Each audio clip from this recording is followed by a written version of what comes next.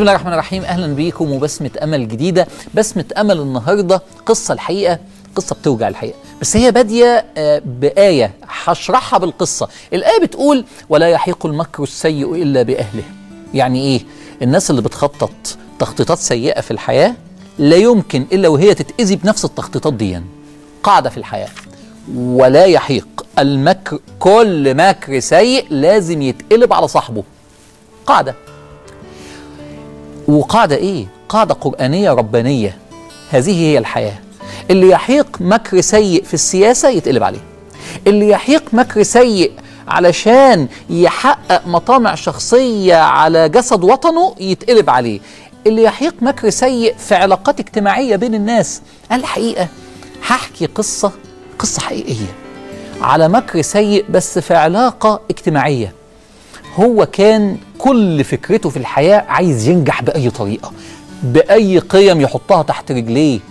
هو اتجوز واحدة، الست دي من عيلة محافظة، هي كانت جميلة حلوة، بس هو بدأ يفكر ازاي يستخدمها علشان يترقى.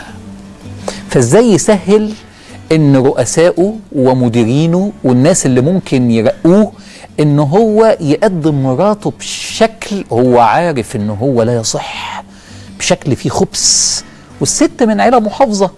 وبدأ يضغط عليها ويعني خليكي مودرن شوية، وغيري لبسك اكتر، ومش عارف ايه، واقعدي ايه، وتحكي ازاي.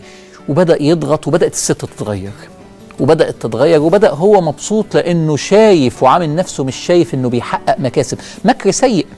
لا يحيق المكر السيء إلا بأهله. تلف الأيام والست تتغير تماما، وشكلها ولبسها وطريقتها وخروجها وهو مبسوط على الآخر.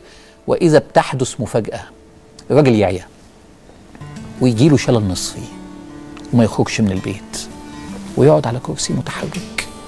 وهو قاعد على الكرسي المتحرك بتاعه الست اتغيرت خلاص، بقى بيشوفها بعينيه وهي خارجة قدامه، بيتوجع ويتألم ويتعذب ومش قادر يسأل انت رايحة فين.